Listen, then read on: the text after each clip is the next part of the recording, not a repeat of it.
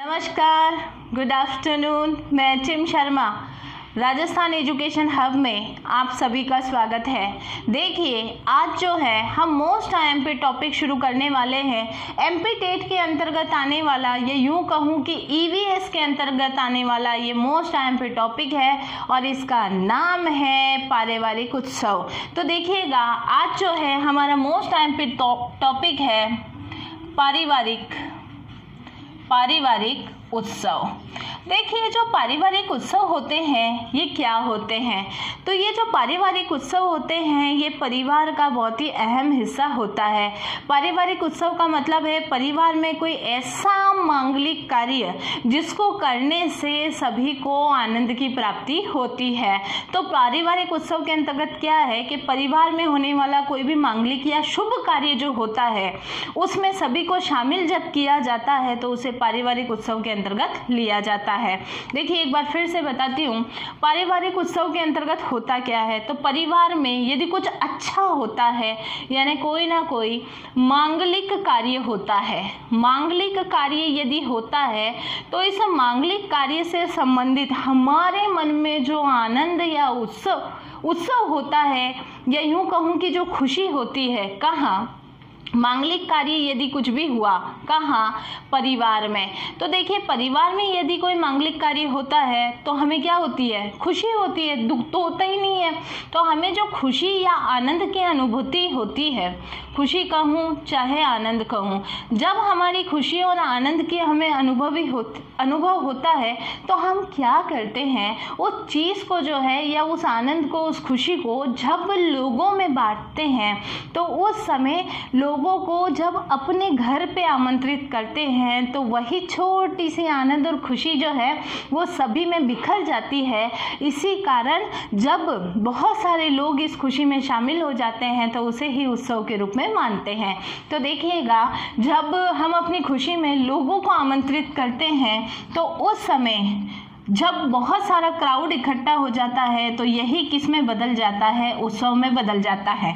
जैसे मान लो किसी का बर्थडे है और बर्थडे में अगर फैमिली है, जैसे मम्मी पापा और बच्चा तीनों हैं, यदि बर्थडे मनाते हैं तो ये तो हो गया आनंद या खुशी।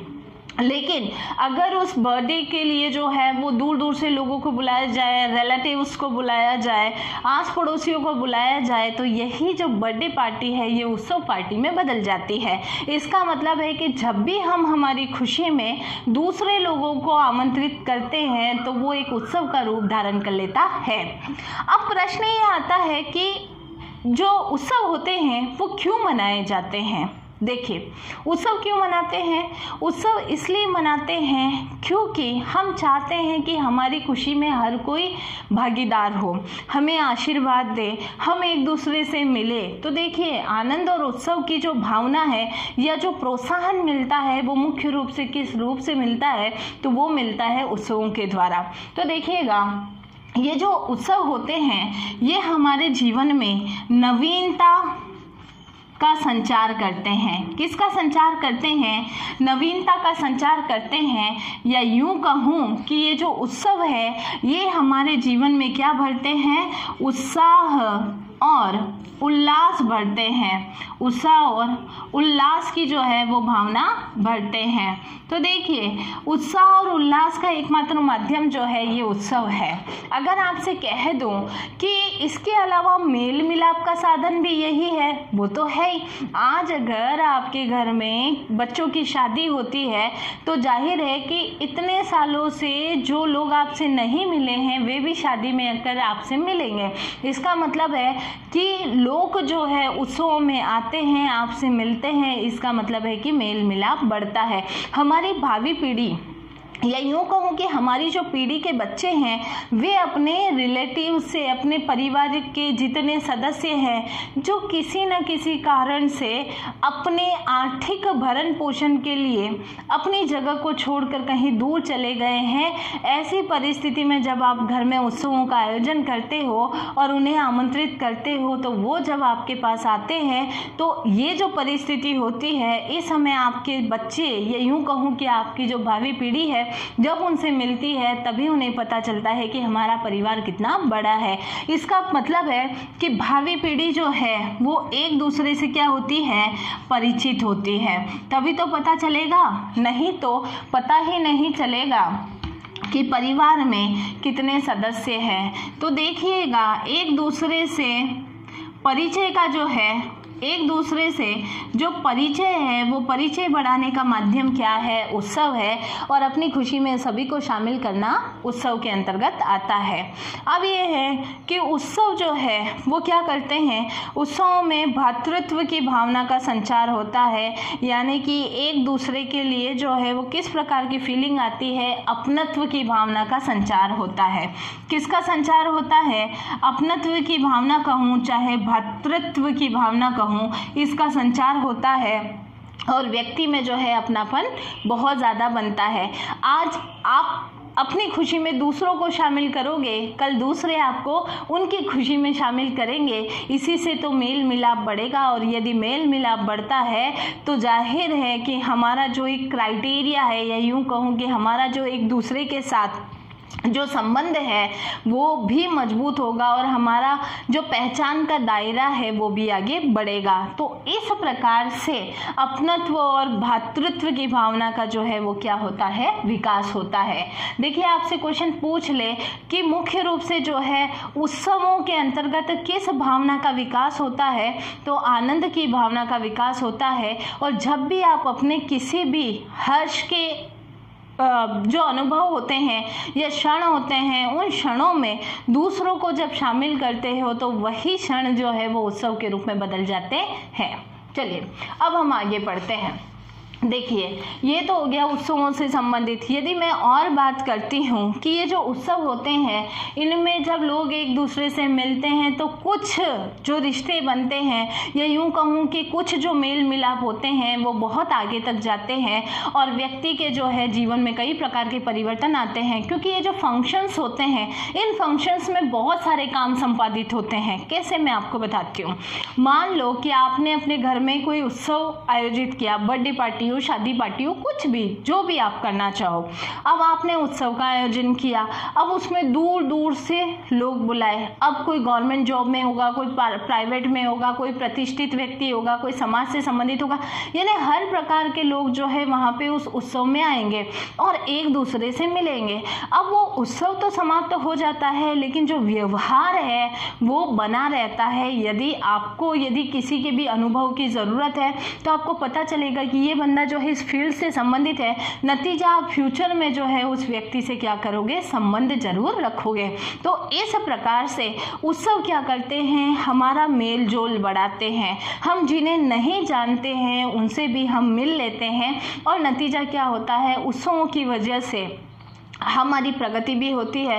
क्योंकि यही उत्सव है जिससे पता चलता है कि हम हमारे से बड़ों से मिलते हैं, उनके अनुभवों का फ़ायदा उठाते हैं। इसके अलावा कई ऐसे व्यक्ति हैं जिनको हमने या उन्होंने हमें कभी नहीं देखा है, तो ऐसे लोगों के साथ भी हमारा तालमेल बैठता है।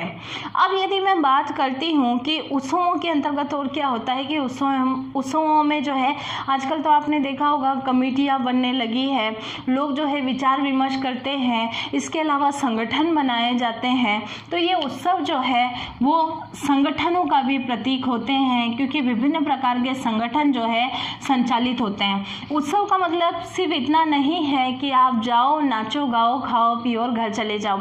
आज वर्तमान समय में जो उत्सव है ये एक दूसरे से मेल जोल का, या यूँ कहूँ कि खुद की उन्नति और तरक्की का सबसे बड़ा साधन है।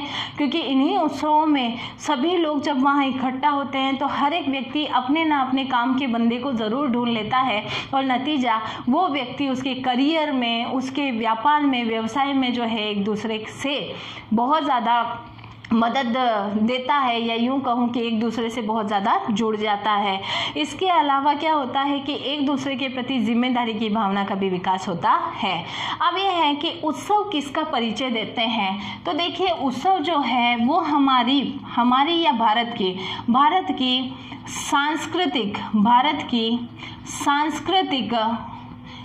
की सांस्कृतिक जो परिचय है, यानी भारत की जो संस्कृति है या भारत का जो सांस्कृतिक वातावरण है, या यूं कहूं कि भारतीय संस्कृति का क्या देते हैं, परिचय देते हैं। तो ये उत्सव हमारी भारतीय संस्कृति का परिचय देते हैं, हमारे रहन सहन, खान पान, हमारे कल्चर, हमारे आचार विचार,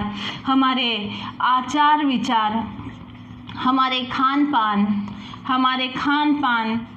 खान पान से सभी को क्या कराते हैं, परिचय कराते हैं। तो देखिएगा उत्सव क्या है, तो हमारी भारतीय संस्कृति का क्या है, दर्पण है। उत्सव क्या है, भारतीय संस्कृति का क्या है, दर्पण है, और इस दर्पण में जो है पूरे भारत को देखा जा सकता है। अब देखिए भारत में जो है क्या पाई जाती है, विविधता में एकता पाई जाती है। भारत में क्या पाई जाती है, विविधता में एकता पाई जाती है, क्योंकि भारत में हर एक क्षेत्र, हर एक स्थान, हर एक राज्य का अपना एक उत्सव होता है। अब ये है कि विविधता में एकता का यदि मैं बताती हूँ तो देखिएगा, सबसे पहले मैं आपको बता दूं कि भारत में मुख्य रूप से कितने प्रकार के उत्सव मनाए जाते हैं। तो भारत में मुख्य रूप से 3 प्रकार के उत्सव मनाए जाते हैं। एक तो होता है पर्सनल उत्सव, जिसे क्या कहते हैं, पारिवारिक उत्सव। एक तो हो गया पारिवारिक उत्सव जो हमारे द्वारा मनाया जाता है। तो ये तो हो गया पहला पारिवारिक उत्सव। दूसरा होता है धार्मिक उत्सव। कौन सा होता है, धार्मिक उत्सव, धार्मिक उत्सव। और जो तीसरा होता है उसे कहते हैं राष्ट्रीय उत्सव या राष्ट्रीय त्योहार। राष्ट्रीय उत्सव, उत्सवों को त्योहार के नाम से भी जाना जाता है। तो देखिएगा अब यहाँ पर यदि मैं बात करती हूँ पारिवारिक उत्सव के, तो देखिए अब मैं आपसे पहले ही कहा कि भारतीय संस्कृति का जो दर्पण है वे उत्सव है, क्योंकि भारत में जितने भी राज्य हैं, उन राज्यों के जितने भी क्षेत्र हैं, उन सभी क्षेत्रों का अपना एक रहन सहन, खान पान, रीति रिवाज, उत्सव, यहाँ तक कि हर चीज़ अलग होती है। इसीलिए भारत में क्या है, सांस्कृतिक विभिन्नता पाई जाती है। तो चलिए सबसे पहले हम पढ़ेंगे पारिवारिक उत्सव के बारे में। तो देखिए पहले आप ध्यान में रखना, उत्सव कितने प्रकार के मनाए जाते हैं, पारिवारिक उत्सव, धार्मिक उत्सव और राष्ट्रीय उत्सव। चलिए अब हम आगे बढ़ते हैं। तो सबसे मुख्य रूप से कौन से आते हैं, पारिवारिक उत्सव। पारिवारिक उत्सव का मतलब क्या है, परिवार से संबंधित। पारिवारिक उत्सव का मतलब क्या होता है कि परिवार से संबंधित जो उत्सव मनाए जाते हैं उन्हें पारिवारिक उत्सव कहा जाता है। तो देखिए ये है परिवार। अब क्या है, परिवार से संबंधित जो आनंद के क्षण होते हैं, वे क्षण जब सभी के साथ मनाए जाते हैं तो उन्हें पारिवारिक उत्सव के रूप में जाना जाता है। तो अब पारिवारिक उत्सव है, ठीक है। अब ये पारिवारिक उत्सव है तो इसकी क्या क्या विशेषता है कि परिवार में जब भी कोई उत्सव मनता है तो उसमें सबसे पहले होती है सहयोग की भावना। क्या होती है, सहयोग की भावना। सहयोग की भावना हो गई। इसके अलावा क्या होता है, एक दूसरे की मदद करना। ये सहयोग किस प्रकार का है, फाइनेंशियली हो सकता है, वर्क के हिसाब से हो सकता है, या यूं कहो कि यदि किसी की भी कोई भी ज़रूरत है तो वो सारी ज़रूरतें जो है वो सहयोग के रूप में मिलती है। इसके अलावा मदद की भावना। आसपास यदि शादी है तो पुराने ज़माने में क्या होता था कि आसपास की महिलाएं अपने घर आती थी, गेहूं दालें वगैरह साफ करती थी, तो ये हो गई मदद की भावना। इसके अलावा यदि मैं बात करती हूँ पारिवारिक उत्सवों में, तो देखिएगा अब ये जो पारिवारिक उत्सव है, ये सभी पारिवारिक उत्सव क्या है कि इनमें जो है एक दूसरे से मेल जोल बहुत ज़्यादा बढ़ जाता है। मेल जोल बढ़ जाता है, एक दूसरे के लिए जो है आदर और सम्मान की जो भावना है वो भी बहुत ज़्यादा बढ़ जाती है। तो इस प्रकार से क्या है कि ये जो है पारिवारिक उत्सव है, इसमें आनंद बहुत ज़्यादा होता है। नाच गाना, गीत, खुशी, हर एक व्यक्ति जो है इसमें पार्टिसिपेट करता है। बच्चे अपने तरीके से नाचते हैं, महिलाएं अपने, गर्ल्स अपने, यहाँ तक कि हर एक व्यक्ति अपने अपने हिसाब से अपने अपने स्तर का व्यक्ति ढूंढ लेते हैं और उसके साथ जो है वो सारे समय जो है बिताते हैं। इससे क्या है कि एक अच्छी सी एक बाउंडिंग सी तैयार होती है, तो इसे कहा जाता है पारिवारिक उत्सव। जैसे बच्चे का जन्म होता है, देखिए पारिवारिक उत्सव में क्या क्या होता है, शादी होती है, किसी बालक का जन्म है, हवन है, ध्यान है, पूजा है, पाठ है, बर्थडे है, मैरिज एनिवर्सरी है है ना।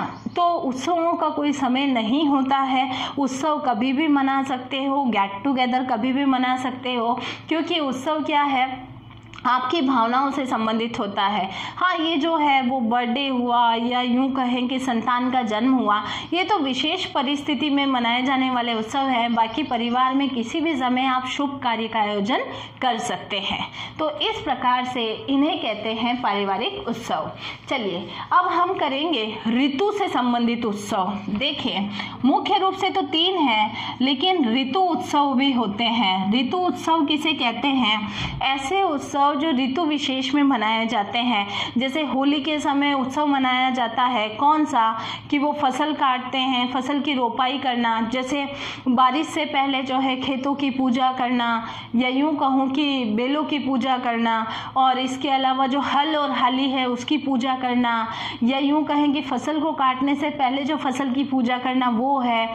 अभी बात करें तो पंजाब में जैसे उदाहरण के तौर पर मैं ले सकती हूँ बैसाखी। क्या ले सकती हूँ? बैसाखी। बैसाखी का उत्सव हुआ, जैसे ओणम हुआ। ओणम जो है यानी कुल मिलाकर के ऋतुओं से संबंधित भी उत्सव होते हैं, जिसमें विभिन्न प्रकार के क्षेत्र के आधार पर ये उत्सव मनाए जाते हैं। ऋतुओं के आधार पर है, ग्रीष्म ऋतु में अलग होते हैं, शीत में अलग हैं, और आपके जो है वो ग्रीष्म हो गया, शीत हो गया, और बरसात ऋतु में जो है अलग अलग प्रकार के उत्सव मनाए जाते हैं। भारत के अलग अलग क्षेत्र में जो है इसे अलग अलग तरीके से सेलिब्रेट किया जाता है। तो देखिएगा जैसे बैसाखी है, लोहड़ी है। लोहड़ी में क्या होता है कि जो धान है वो भुना उना जाता है, उसकी खिचड़ी या यूं कहूँ कि एक मीठा सा पेय पदार्थ बनाया जाता है। तो सबका अपना अपना रीति रिवाज होता है। चलिए अब जो है मुख्य रूप से कौन से उत्सव है? अच्छा हाँ, ये जो ऋतु उत्सव होते हैं ये ऋतु विशेष से संबंधित होते हैं, लेकिन कुछ उत्सव ऐसे होते हैं जो साल भर ही चलते रहते हैं। अब जैसे पारिवारिक उत्सव क्या है, साल भर भी चल सकते हैं, नहीं भी चल सकते हैं, लेकिन बहुत सारे उत्सव जो है वो साल भर चलते रहते हैं। अब यदि मैं बात करूं जैसे हिंदू त्यौहार हुआ, सांस्कृतिक त्यौहार, और इसके अलावा बात करें कि कलात्मक त्यौहार है। अब यह है कि भारत में जो राष्ट्रीय उत्सव मनाए जाते हैं, भारत के राष्ट्रीय उत्सव, यदि मैं भारत के राष्ट्रीय उत्सवों की बात करती हूँ तो 26 जन, 15 अगस्त, 2 अक्टूबर, टीचर्स डे, 5 सितंबर, ये सब क्या है, राष्ट्रीय उत्सवों की श्रेणी में आते हैं। इसके अलावा भी बहुत सारे हैं, लेकिन मुख्य रूप से राष्ट्रीय उत्सव किसे कहा जाता है, इस प्रकार के उत्सवों को कहा जाता है। विद्यालय में जो है अलग अलग तरीके से दिन मनाए जाते हैं, वे भी क्या है, उत्सवों के अंतर्गत ही आते हैं। तो देखिएगा ये हो गया आपका राष्ट्रीय उत्सव कंप्लीट, जिन्हें राष्ट्रीय पर्व भी कहते हैं। कुछ पर्व जो है वो धार्मिक, यानी कि कुछ उत्सव जो है वो धार्मिक उत्सवों के नाम से भी जाने जाते हैं। तो देखिए धार्मिक उत्सव कौन कौन से हैं, तो देखिए धार्मिक उत्सव जो है, जैसे मैं बात करती हूँ होली, दिवाली, दीपावली भी बोल सकते हैं, दशहरा, होली, दिवाली, दशहरा है, ईद है, क्रिसमस है। तो ये सब क्या है, धार्मिक उत्सव है, क्योंकि पूरे भारत में एक साथ मनाया जाता है, सभी धर्मों के लोगों के द्वारा मनाया जाता है। हिंदू, मुस्लिम, सिख, ईसाई कोई भी मना सकता है।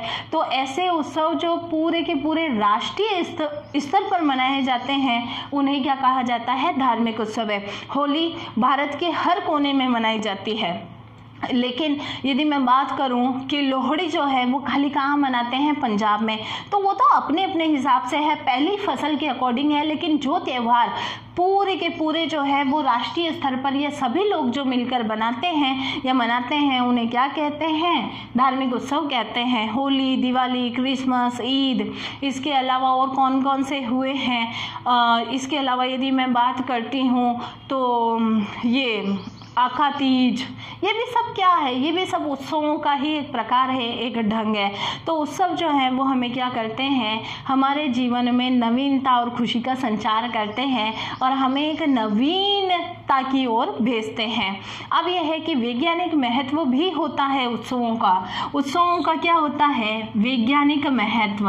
वैज्ञानिक महत्व किस प्रकार से कि ये जो उत्सव होते हैं इन्हें क्या है कि ये हमारे मन में सकारात्मकता का संचार करते हैं। जब एक व्यक्ति दूसरे व्यक्ति से जब जुड़ता है तो उनमें जो आत्मीयता की भावना होती है, विश्वास की भावना होती है, एकता की भावना होती है, ये भी क्या है, हमें वैज्ञानिक रूप से यदि देखा जाए तो एक दूसरे के नज़दीक लाते हैं, एक दूसरे की कला और संस्कृति के नज़दीक लाते हैं, हमारे मन में एक दूसरे के लिए जो भ्रातृत्व की भावना है उसका भी निर्माण करते हैं।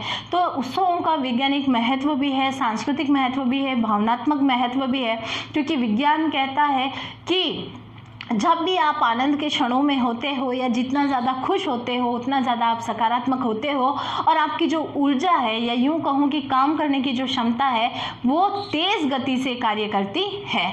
तो इस प्रकार से उत्सवों का वैज्ञानिक महत्व भी है। अब ये है कि ये जो उत्सव हैं, चाहे वो सांस्कृतिक हो, राष्ट्रीय हो या ऋतु से संबंधित हो, उत्सव किसी भी प्रकार का हो, ये उत्सव क्या करते हैं, हमारे जीवन में परिवर्तन और उल्लास लाते हैं। एकांत की भावना हुए, तनाव की भावना हुए, या यूं कहूँ एकांत है, तनाव है या पीड़ा है, उन सबको दूर करने का एकमात्र साधन क्या है, उत्सव ही है। और उत्सवों से जीवन की निरसता भी समाप्त होती है। तो देखिएगा, आज जो है आपका मोस्ट इम्पोर्टेंट टॉपिक कंप्लीट होता है, वो है पारिवारिक उत्सव। पारिवारिक उत्सव, अब आप बोलोगे कि मैंने तो उसमें ऋतु से संबंधित उत्सव भी बताए, मैंने आपको जो है राष्ट्रीय उत्सव भी बताए। तो ये पूरा भारत क्या है, एक परिवार है। पूरा भारत क्या है, एक कुटुंब है, और उस कुटुंब में रहने वाले हम सब क्या है, उसके सदस्य हैं। तो इसी कारण भारत के उत्सव त्यौहार जो हैं वे भी हमारे ही अंतर्गत आते हैं। इसीलिए पारिवारिक उत्सव जो है उसमें सभी प्रकार के धर्मों का, सभी प्रकार के लोगों का, पूरे भारत के किसी भी क्षेत्र का समावेश होता है। और ये उत्सव निजी भी होते हैं और राष्ट्रीय स्तर पर भी होते हैं। तो देखिए, आप जो है टॉपिक अच्छा लगा हो, वीडियो को लाइक कीजिए, शेयर कीजिए और ज़्यादा से ज़्यादा बच्चों तक पहुँचाइए। और कमेंट बॉक्स में कमेंट करके मुझे बताइए कि वीडियो कैसा लगा, और अगर कोई कमी है तब भी मुझे बताइए, मैं उस कमी को ज़रूर दूर करूँगी। इसके अलावा एक स्टूडेंट ने मुझसे क्वेश्चन पूछा था कि पृथ्वीराज सिसोदिया के घोड़े का क्या नाम है। तो देखिए, पृथ्वीराज चौहान के घोड़े का नाम था नाट्यरंबा, लेकिन जो है पृथ्वीराज सिसोदिया जो है वो मेवाड़ से संबंधित है। और उसका आंसर जो है मैंने आपको कमेंट बॉक्स में दे दिया है, आप उसको पढ़ लेना। अगर मैं बताऊंगी तो आप फिर कमेंट बॉक्स पढ़ोगे ही नहीं, इसलिए उसको पढ़ना और उसका आंसर जो है आप ले लेना, क्योंकि मैंने आपके सारे क्वेश्चंस के आंसर, कमेंट्स के आंसर जो है वो कमेंट बॉक्स में दे दिए हैं। इसके अलावा यदि कोई डाउट है तो बिल्कुल आप मुझसे कंसर्न कर सकते हैं। आज का टॉपिक कंप्लीट होता है, इसमें कुछ भी ऐसी चीज़ नहीं है जो मैंने छोड़ी है। और बिल्कुल आप एमपीटेट की, सीटेट की, रीट की अच्छे से अच्छी तैयारी कीजिए और इसी तरीके से मेरा सपोर्ट कीजिए। Thank you.